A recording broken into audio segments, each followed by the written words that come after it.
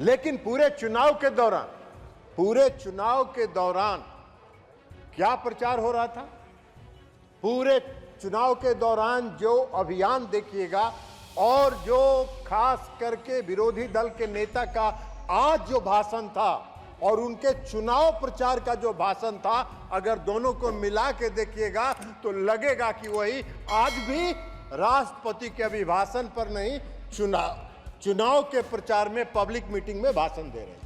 इस अपने अभिभाषण में पिछले 10 वर्षों में इस देश के आदरणीय प्रधानमंत्री नरेंद्र मोदी जी के नेतृत्व में जो काम किया है, उसका दर्पण उस राष्ट्रपति के अभिभाषण में है। और अभी आने वाले बजट में, जब अगले सत्र में इस देश के लिए बजट पेश होगा, तो उस समय 5 वर्षों के कार्यक्रम के साथ परफॉर्म, रिफॉर्म और ट्रांसफॉर्म का पूरा संकलन और पूरा उसका विस्तृत ब्यौरा पेश किया जाएगा। महोदय, प्रधानमंत्री जी ने तीसरा कार्यकाल पूरा किया, तीसरा कार्यकाल उनका प्रारंभ हुआ और इस देश की जनता ने तीसरे कार्यकाल के लिए उनको मत दिया, वोट दिया और पूर्ण समर्थन के साथ सरकार बनाने का बहुमत दिया। इस तरह के दुष्प्रचार, संवैधानिक संस्थाओं पर हमला, आज भी संवैधानिक संस्थाओं पर हमला कर रहे थे, आज भी लोकसभा के अध्यक्ष की संस्था पर हमला कर रहे थे और उस समय भी संवैधानिक संस्थाओं पर उन्होंने हमला किया, लेकिन जनता ने रिजेक्ट कर दिया। जनता ने उसको रिजेक्ट कर दिया। जनता ने जो मोदी जी का सबका साथ, सबका विश्वास और सबके विकास का जो मूल मंत्र था, उसको स्वीकार किया और पूर्ण बहुमत की सरकार बनाने का जनादेश दिया। लेकिन क्या कीजिएगा, आज भी वो बोल रहे थे। अब आपको हम एक बात बताना चाहते हैं कि देश की जनता ने जो तीसरे कार्यकाल के लिए मोदी जी को जो समर्थन दिया है, उसका स्पष्ट संदेश है कि भ्रष्टाचार पर जो आपने हमला किया है, उसको जारी रखिए और इस देश से भ्रष्टाचारियों को समाप्त करने का काम करिए। इसके लिए इस देश की जनता ने दिया है। अर्थव्यवस्था में सुधार के जो कार्यक्रम आपने चलाए हैं, उस कार्यक्रम को चलाए रखिए और देश की अर्थव्यवस्था को दुरुस्त करिए।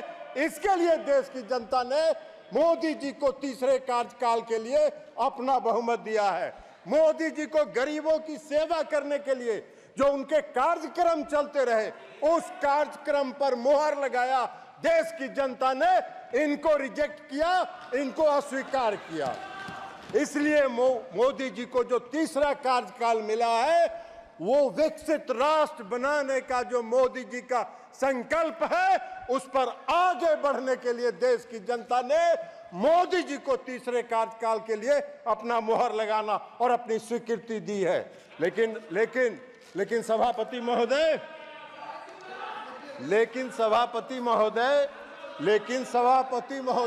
1971 का चुनाव हो रहा था। 1971 में इस देश में एक चुनाव हुआ था और उस देश में कांग्रेस पार्टी का नारा था, गरीबी हटाओ, गरीबी हटाओ, देश बचाओ। जनता ने भरोसा कर लिया, जनता ने इन पर भरोसा किया।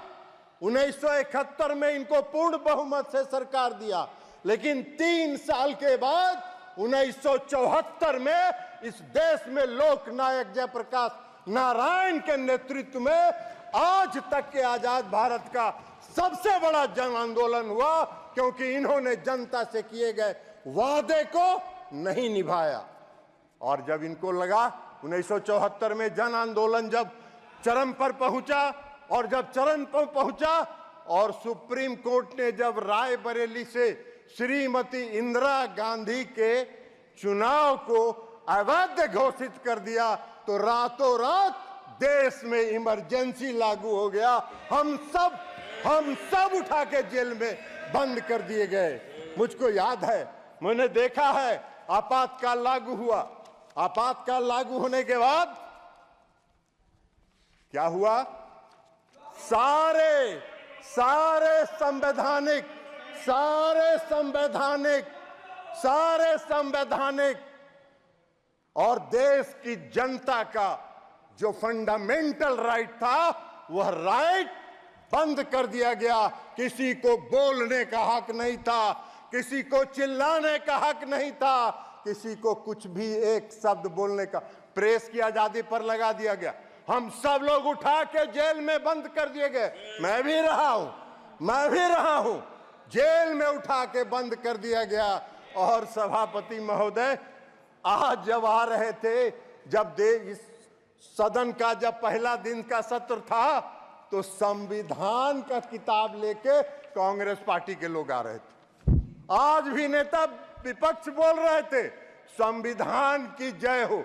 अरे जिस व्यक्ति ने और जिस पार्टी ने इस देश के संविधान का धज्जी उड़ाया हो,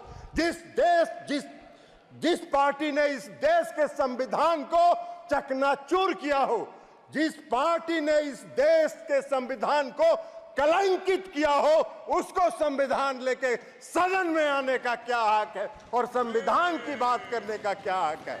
उनको कोई हक नहीं है संविधान के बारे में चर्चा करने का। सारी जिंदगी कांग्रेस पार्टी ने संवैधानिक संस्थाओं को, संविधान को समाप्त करने का काम किया है। पूरा इमरजेंसी इसका गवाह है। किसी को कोई साहस नहीं था, कहीं नहीं। और ये सत्य है और सत्य सुनने की आदत डालिए, सत्य जानिए। सच्चाई ये देश का इतिहास जब भी लिखा जाएगा, इस देश का इतिहास जब लिखा जाएगा, तो आपातकाल कलंकित करने का वाला काला अध्याय के रूप में संविधान में लिखा जाएगा। ये बात है। आप बहुत चर्चा कर रहे थे, बहुत चर्चा कर। आप मत बोलिए ना, आप भी, आपका पार्टी का नेता भी वही थी, इमरजेंसी के समर्थन में थी। ममता बनर्जी भी उसमें कांग्रेस पार्टी में थे और इमरजेंसी का समर्थन कर रही थी। आप मत बोलिए सौगत राय साहब, हम लोग भुगते हैं, हम लोग ने पीड़ा सही है, हम लोग को दर्द मालूम है। इसलिए आप भी चले जाइए, 2-4 बार बन जाइएगा बंगाल में, चिंता मत करिए। अभी तो खाली कानून का किताब लेके खड़ा हो जा रहा है, इसलिए खाली टिकट आपको देके लोकसभा का मेंबर बना दिया जा रहा है। तो इसलिए खाली संविधान पढ़ते रहिए, संविधान दिखाते रहिए। संविधान से कोई लेना देना आप लोग का है नहीं, संविधान से कोई मतलब आप लोग का है। और कई पार्टियां हैं इस सदन में, वो भी लेके आए, संविधान की प्रति साथ में लेके आए। डीएमके पार्टी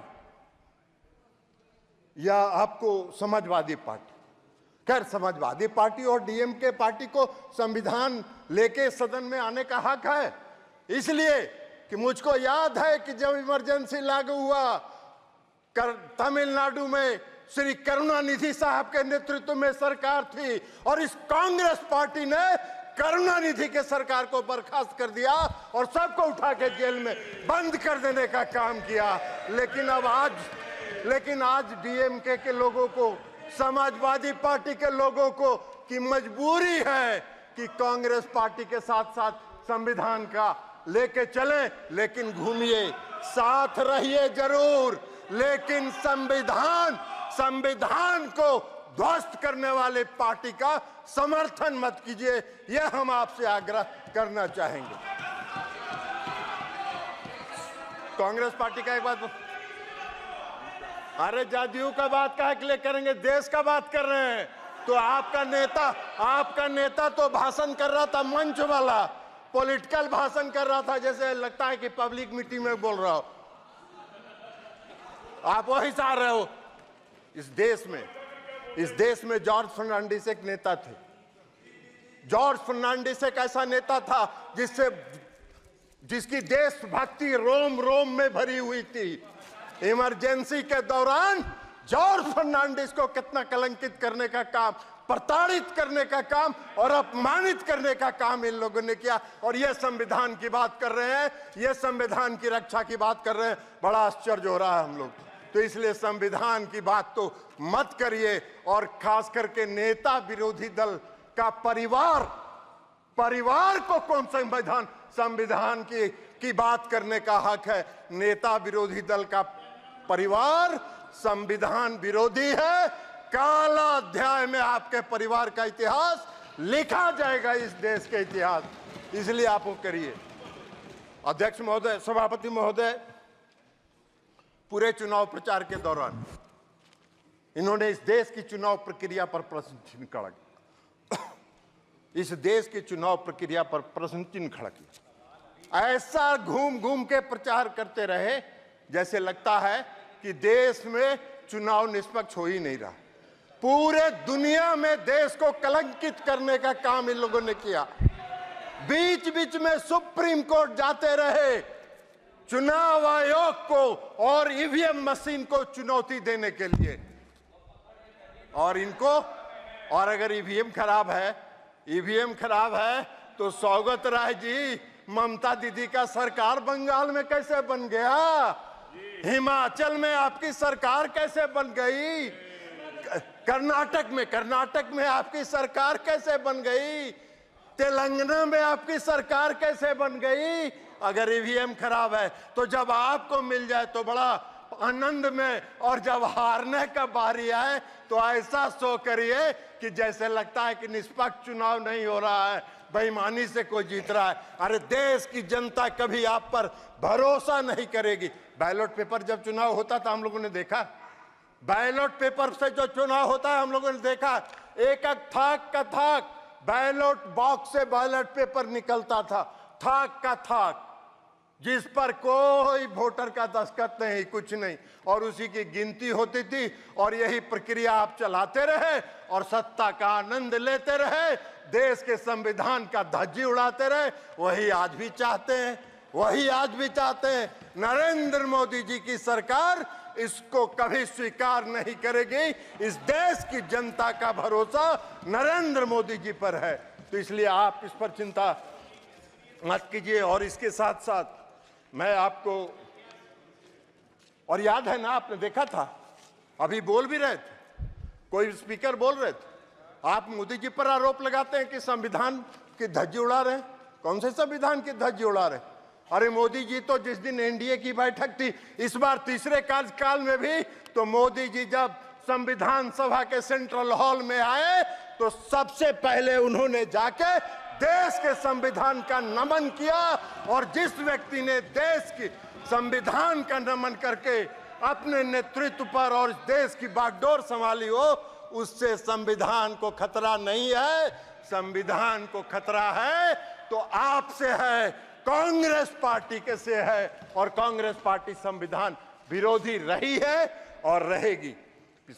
प्रधानमंत्री जी ने कई योजनाएं चलाई, पीएम किसान निधि योजना, और जो आज विकास का दर है, ये दर आज हम 5वें नंबर पर थे, हम अर्थव्यवस्था में 11वें नंबर पर थे, और हम 10 वर्ष में 5वें नंबर पर आ गए। और मोदी जी का लक्ष्य है, मोदी जी का संकल्प है, आदरणीय प्रधानमंत्री मोदी जी ने घोषणा किया है कि 5 वर्षों में सब दिए थे। अरे सब बता रहे हैं, आपको बता दिए हैं। आपका वही चरित्र है। अभी उनके साथ घूमिए, नेताजी की आत्मा ऊपर से रो रही होगी। अरे नेताजी की आत्मा रो रही होगी। 11वें स्थान पर था, आज अर्थव्यवस्था 5वें स्थान पर है। और मोदी जी का संकल्प है कि 5 वर्षों में तीसरे स्थान पर पहुंचाएंगे। अकेले भारत का जो योगदान है इस दुनिया के विकास दर में, वह 15% है। यह मोदी जी की सरकार की उपलब्धि है, आपके सरकार की उपलब्धि नहीं है। इसके अलावा आज यहाँ प्रहलाद जोशी जी बैठे हैं, रिन्यूएबल एनर्जी देख रहे हैं। ये रिन्यूएबल एनर्जी आने वाले समय में इस देश में अगर ऊर्जा पर और बिजली के लिए अगर आत्मनिर्भर होना होगा तो रिन्यूएबल एनर्जी पर ही वही एकमात्र स्रोत है जिस पर आपको आत्मनिर्भर होना होगा। थर्मल से आपकी जरूरतें पूरी हो सकती हैं, अभी तत्काल लॉन्ग रन के लिए वह उचित नहीं है। और जो पीएम सूर्य घर मुफ्त बिजली योजना प्रधानमंत्री जी ने चलाई है, उससे इस देश के बिजली का उत्पादन सोलर प्लेट के माध्यम से बढ़ेगा, और जब बढ़ेगा तो देश बिजली के क्षेत्र में आत्मनिर्भर होगा। और थर्मल से आपकी जो उसके ऊपर जो आपका है, हाँ, उसके ऊपर जो आपका डिपेंडेंस है वो डिपेंडेंस घटेगा और आप अपने घरों में बिजली उत्पादन करके बिजली को आगे बढ़ा सकते हैं। पीएम किसान सम्मान निधि, प्रधानमंत्री मोदी जी का जो गरीबों के प्रति संकल्प है, 80 करोड़ लोगों को तो मुफ्त अनाज दे ही रहे हैं। पीएम किसान सम्मान निधि भी आज जो उन्होंने दिया है, लगभग 20,000 करोड़ रुपए से ज्यादा उन्होंने किसानों को दिया है। और इस कार्यकाल की शुरुआत के साथ भी प्रधानमंत्री जी ने 20,000 करोड़ रुपया जारी करके लोगों को घरों तक, लोगों को पीएम किसान सम्मान निधि पहुंचाने का काम किया है।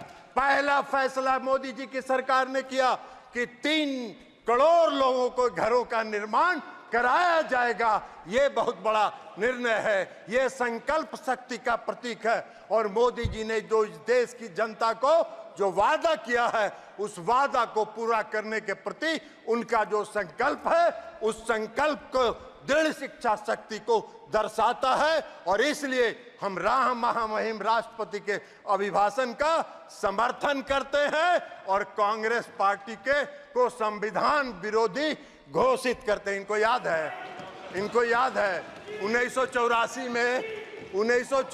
में जो यहाँ दंगा हुआ था, दिल्ली में दंगा हुआ था, हजारों की संख्या में कांग्रेसियों ने सड़क पर घूम के सिखों की हत्या करने का काम किया था। और ये लोकतंत्र की बात करते हैं, ये संविधान की बात करते हैं। इनको कोई हक नहीं है। बहुत बहुत धन्यवाद।